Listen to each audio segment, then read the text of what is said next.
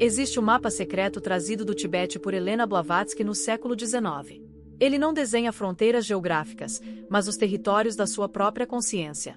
Enquanto a ciência ocidental ainda engatinhava para compreender o cérebro, essa mulher extraordinária já revelava algo muito maior, a arquitetura invisível da mente, que define se você vive preso na ilusão ou desperto na realidade. Sua descoberta foi tão perturbadora que sociedades secretas tentaram ocultá-la. Religiões tradicionais a condenaram e, até hoje, são pouquíssimos os que verdadeiramente entendem. O problema é que esse conhecimento não chegou num formato digerível para a mentalidade ocidental. Blavatsky trouxe conceitos que desafiavam tudo, desde o materialismo científico até os dogmas cristãos de sua época. Ela mapeou 7 estados de consciência que coexistem agora mesmo dentro de você, porém a maioria das pessoas nunca sai do primeiro ou segundo degrau. E eis a parte que vai arrepiar você. Cada nível transforma completamente sua percepção da realidade, seu poder de manifestação e até o que você considera possível ou impossível. Você está prestes a descobrir em qual degrau está travado. Comecemos do princípio. Quem foi essa russa excêntrica que viajou sozinha pelo Oriente quando mulheres mal podiam sair sem chaperones? Porque seus livros foram queimados em praça pública. E ela foi chamada de charlatã por alguns e venerada como avatar por outros? Helena Petrovna Blavatsky nasceu em 1831 numa família aristocrática russa. Mas, desde a infância era diferente. Relatos da época contam que ela dialogava com presenças invisíveis, tinha visões que assustavam os adultos e demonstrava saberes que nenhuma criança poderia ter. Aos 17 anos, num casamento arranjado que durou poucos meses, ela fugiu e iniciou uma odisseia de mais de 20 anos. Viajou pelo Egito, Grécia, Índia e, por fim, Tibete, sempre à procura de mestres que explicassem os fenômenos que experienciava desde pequena. Naquela época, uma mulher percorrendo sozinha territórios perigosos era quase um suicídio social. Ela foi ridicularizada, ameaçada, quase morreu diversas vezes. Mas possuía uma determinação inabalável, pois sabia que existia algo além da superfície da realidade que todos aceitam. E ela estava certa. Em 1856, algo ocorreu que mudaria não só sua vida, mas potencialmente o curso da evolução espiritual humana. No Tibete, ela encontrou os Mahatmas. Não falo de figuras mitológicas ou invenções de uma mente fantasiosa. Refiro-me a seres humanos que haviam atingido patamares de consciência tão altos que pareciam possuir habilidades sobrenaturais. Eles guardavam conhecimentos milenares sobre a estrutura da consciência. Saberes provenientes de civilizações antigas que você nunca ouviu falar nas aulas de história. O que lhe revelaram naqueles anos perdidos não está em nenhum livro comum. Ela teve acesso a manuscritos que descreviam algo que a neurociência só começaria a arranhar 150 anos depois. A mente humana não é uma unidade, mas uma escada de 7 degraus. Esses Mahatmas lhe explicaram que a evolução humana não é apenas física ou biológica. Existe uma evolução da consciência acontecendo agora, neste exato instante, mas apenas uma fração ínfima da humanidade está ciente disso. A maioria das pessoas nasce, vive e morre no mesmo nível de consciência, como quem passa a vida inteira no porão de um prédio de 7 andares, sem jamais descobrir que pode subir. Blavatsky passou anos estudando com esses mestres, aprendendo práticas, memorizando ensinamentos. E, quando finalmente retornou ao Ocidente em 1873, tinha uma missão: traduzir esse conhecimento para uma linguagem que mentes ocidentais pudessem começar a compreender. E aqui vem o primeiro choque. A maioria vive no que Blavatsky chamou de estado animal físico. Você acha que toma decisões conscientes? Pensa que comanda sua vida. Neste primeiro nível, você apenas reage como um autômato biológico. Suas escolhas são ditadas por impulsos de sobrevivência, desejos imediatos, necessidades corpóreas, fome, sexo, medo, agressão para proteger território. Você vê isso por toda parte. A pessoa que explode de raiva no trânsito porque foi cortada. Indivíduo que não controla impulsos alimentares. Aquele que mente, rouba ou manipula por vantagem material imediata. Blavatsky não julgava, apenas diagnosticava. Dizia que este nível não é ruim, é apenas o degrau mais básico. O problema é que toda a sociedade está estruturada para te manter justamente aí. Pense, toda a publicidade apela aos seus instintos mais primários. Toda a estrutura econômica depende de você ser um consumidor compulsivo, reagindo a estímulos. A política prospera mantendo você em estado de medo e divisão tribal. Se você percebe que pode subir além desse patamar, torna-se perigoso para sistemas que dependem da sua inconsciência. No estado animal físico, você se identifica completamente com seu corpo. Quando o corpo sente dor, você é a dor. Quando sente prazer, você é o prazer. Não há distância, não há observador separado da experiência. Você é puramente mecânico. E o mais assustador, milhões vivem a vida inteira nesse estado e morrem sem nunca suspeitar que existe algo além. Acham que isso é tudo que há. Nasceram, comeram, reproduziram, morreram como animais sofisticados. Ainda que animais. Agora, alguns começam a sentir que há algo mais. Tem experiências emocionais intensas, intuições estranhas, sensações que o corpo físico sozinho não explica. Quando você finalmente percebe que não é só um corpo, desperta para o segundo nível.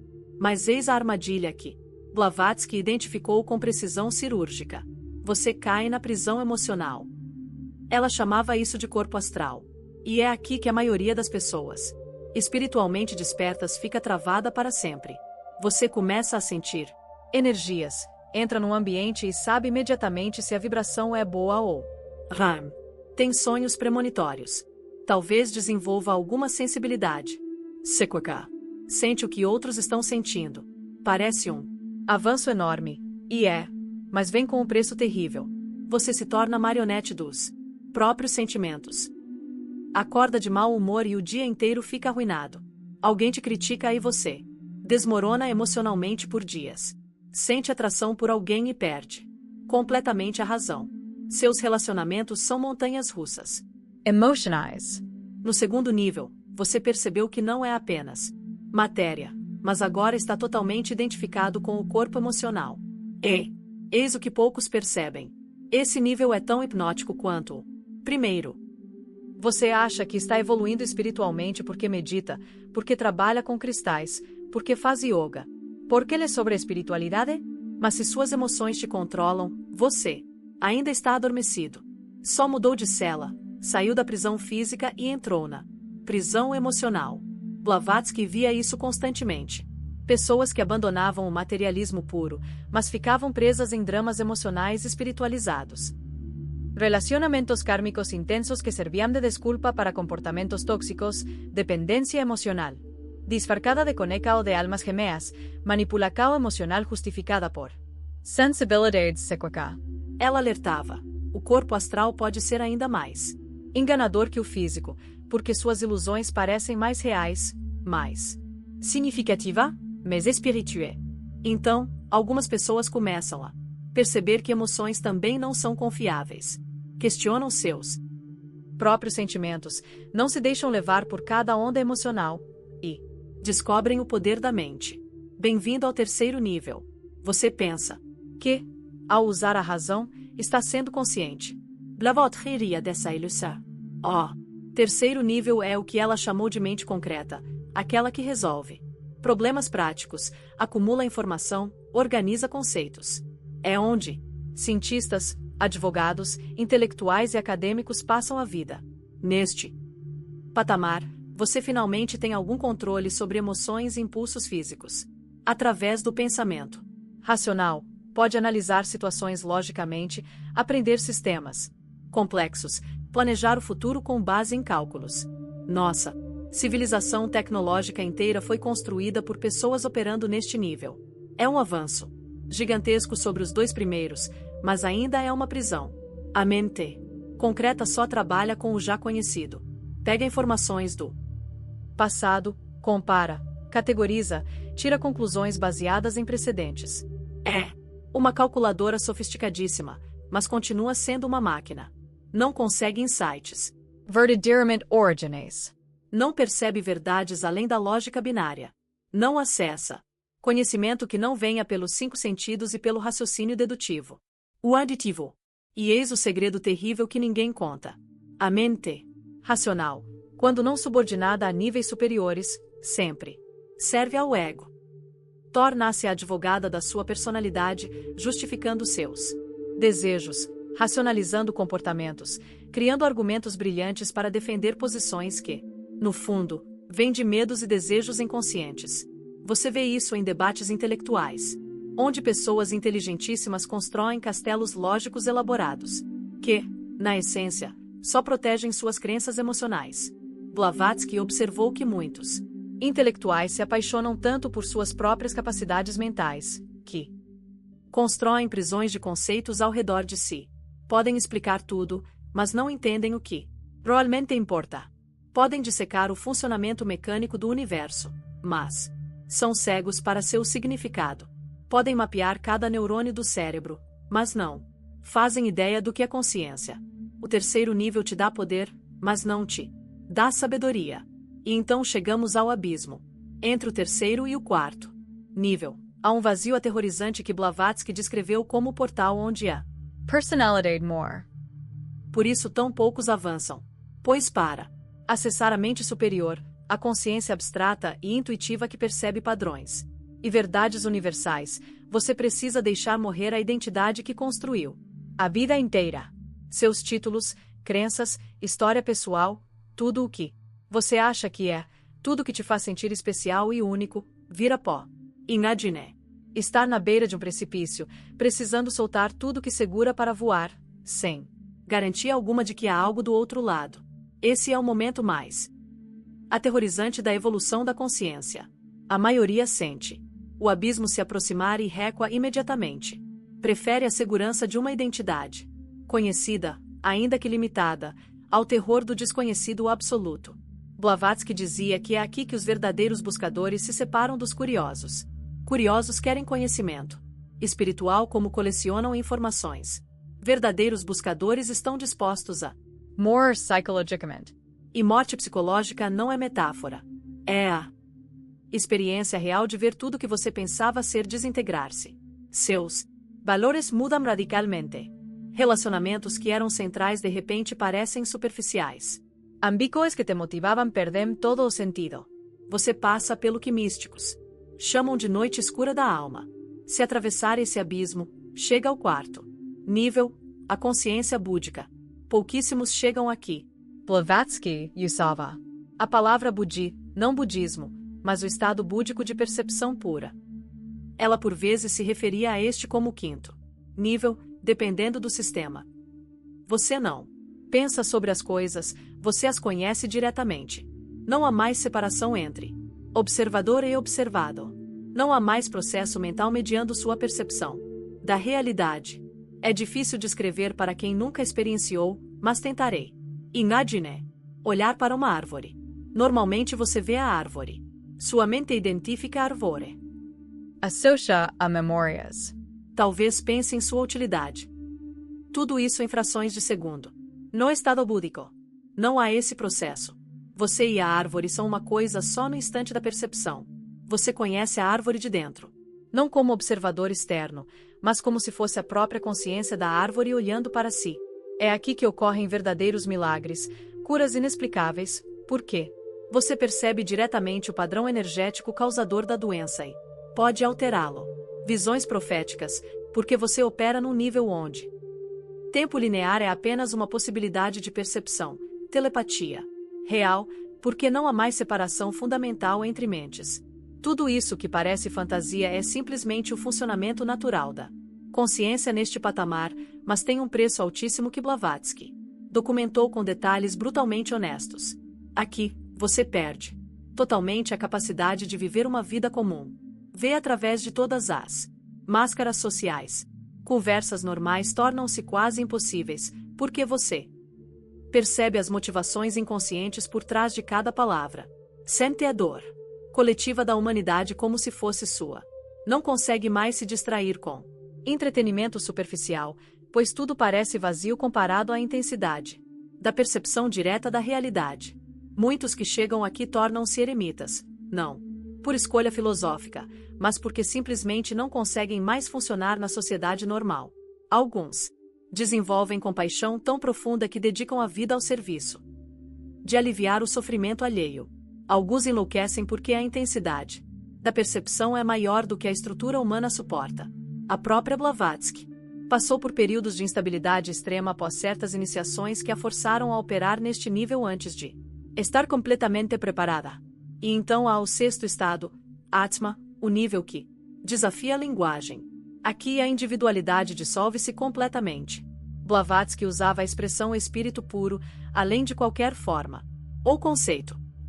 Você não é mais você, mas pura consciência, observando através de um ponto específico do universo. Não há mais medo, porque não há um eu separado para temer. Não há mais desejo, porque não há um eu separado para desejar o que não tem. Mestres espirituais de todas as tradições passam décadas em práticas intensas, tentando alcançar vislumbres desse estado. Monges budistas meditando em cavernas por anos, yogis hindus em austeridades extremas, sufis dançando até o êxtase da dissolução. Místicos cristãos em oração contemplativa profunda. Todos buscam esse momento de união absoluta, onde o sentido de ser uma pessoa separada desaparece.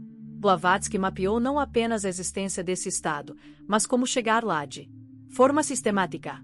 Trouxe técnicas precisas, práticas, específicas, estágios claramente definidos. Não era misticismo vago, era ciência da consciência. Mas também alertou: este estado não pode ser permanente enquanto você está encarnado num corpo físico. Você pode visitá-lo, ter experiências profundas, mas precisa voltar ao funcionamento normal, senão o corpo simplesmente morre. A estrutura biológica não foi feita para operar continuamente nesse patamar.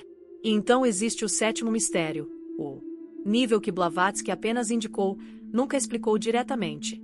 Dizia que palavras humanas simplesmente não existem para descrevê-lo. Alguns chamam de monada, outros de absoluto, outros de Brahman, outros de Deus. É a fonte de tudo, o oceano de onde todas as ondas de consciência emergem.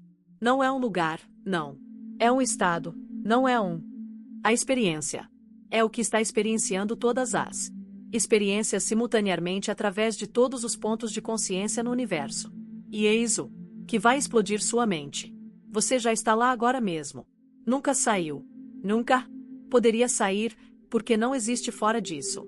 Você só não percebe porque está hipnotizado pelos níveis inferiores, identificado com um corpo, com emoções, com pensamentos, com uma personalidade individual.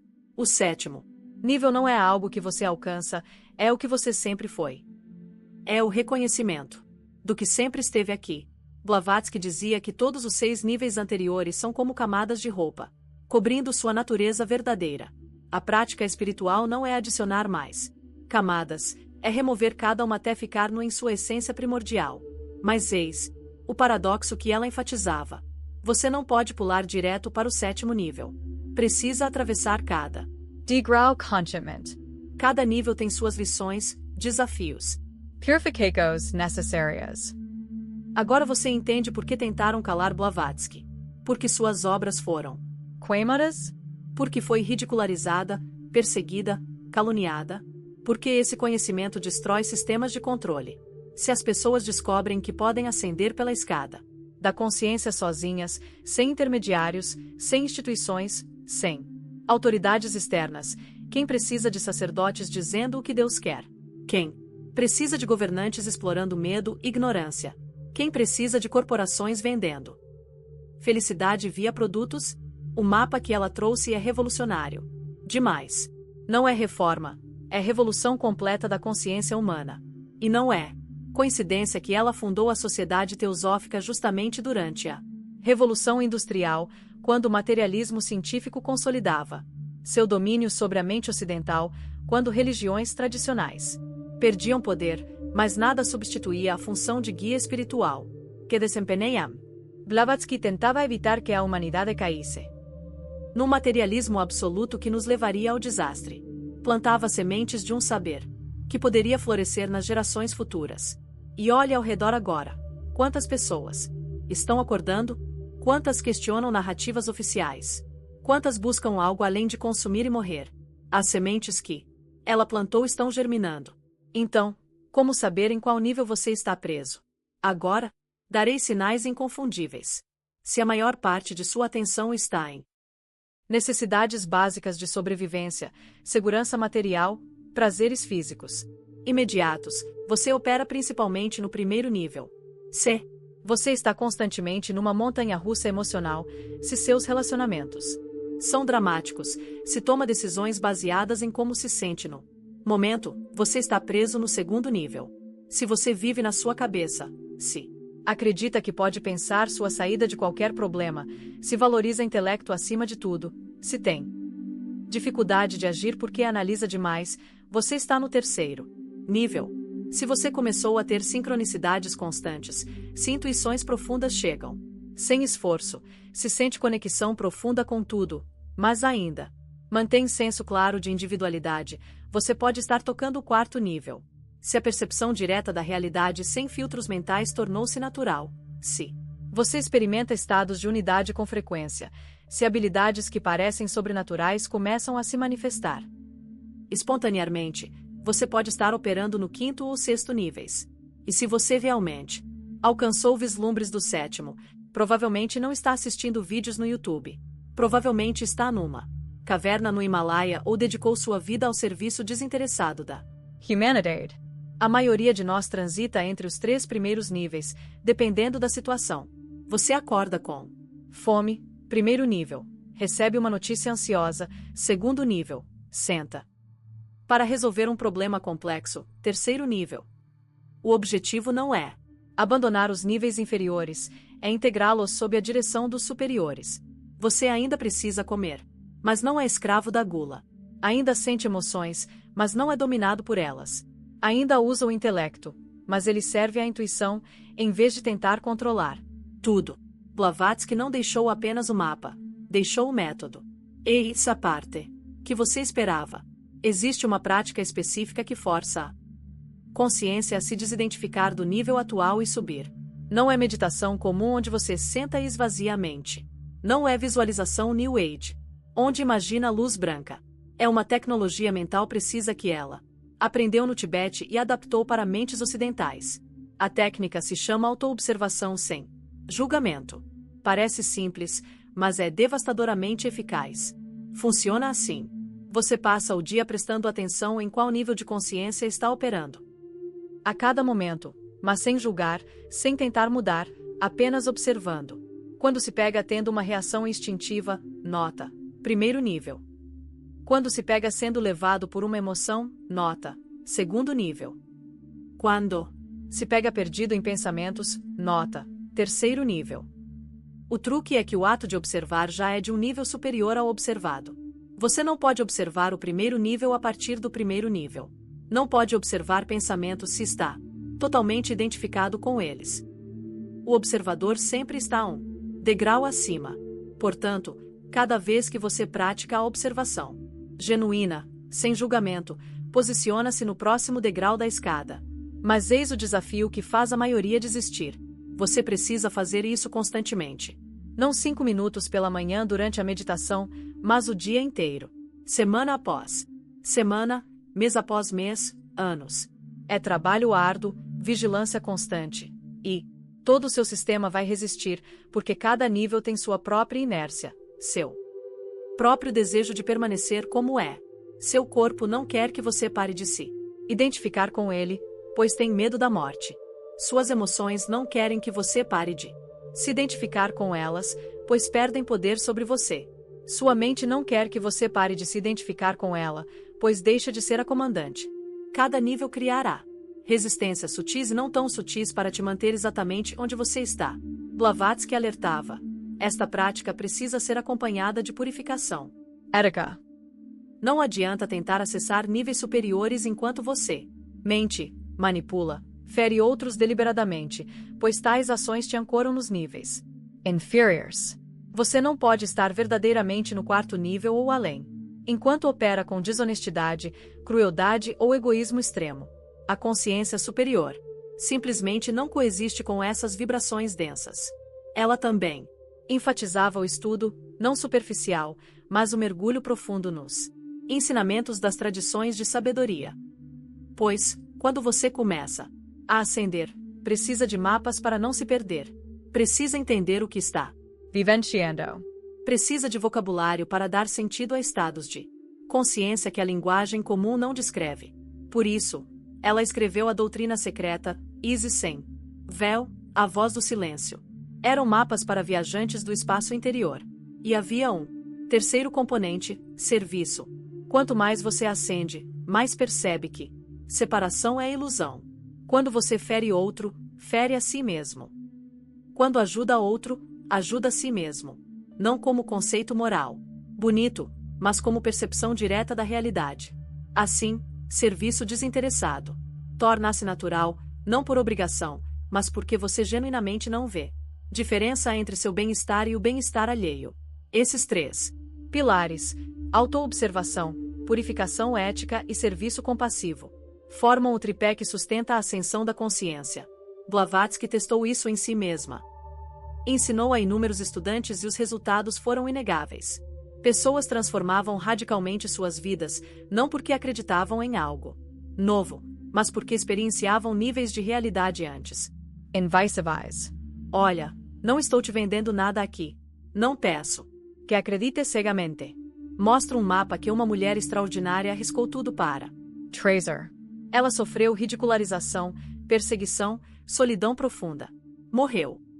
Parcialmente desacreditada, sabendo que a maioria de seus contemporâneos não entenderia a magnitude do que oferecia.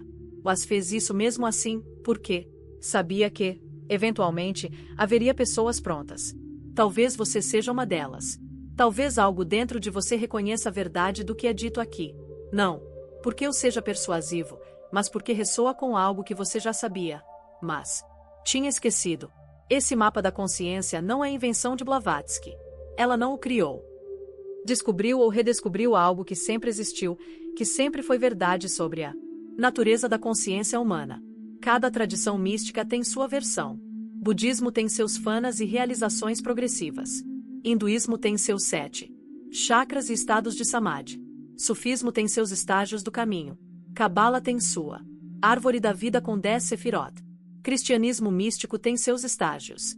Da oração contemplativa. Todos apontam para a mesma realidade, usando linguagem e símbolos diferentes. Blavatsky tentou sintetizar tudo num sistema coerente para mentes modernas. E aqui estamos, mais de 150 anos depois, e o mapa que ela trouxe é mais relevante do que nunca. Vivemos numa época de crise de consciência coletiva. Sistemas antigos colapsam, novas possibilidades emergem. Cada vez mais pessoas acordam para o fato de que algo está profundamente errado com a forma como vivemos. E, simultaneamente, cada vez mais pessoas têm experiências espontâneas de estados expandidos de consciência. O véu está ficando fino. A barreira entre os níveis torna-se mais permeável. Você sente isso? Sincronicidades aumentando, intuições ficando mais fortes, sonhos mais vívidos e significativos? Sensação de que o tempo acelera. Tudo isso são sinais de que a consciência coletiva se prepara para um salto. E você, assistindo a isso, agora, fazendo parte desse momento, não é acidente. Então, o que fazer com essa informação? Você pode ignorar, voltar à sua vida normal, fingir que não ouviu nada. Tudo bem. Talvez não seja seu momento ainda. Você pode começar hoje. Começar a praticar autoobservação. Prestar atenção em qual nível opera, questionar suas identificações automáticas, considerar a possibilidade de que você é muito mais do que pensava. O mapa está aí, a escada existe, os 7 níveis são reais. A única questão é, você está pronto para começar a subir? Escreva nos comentários agora. Em qual desses 7 níveis você acha que está preso neste exato momento, e por que sente que não consegue avançar?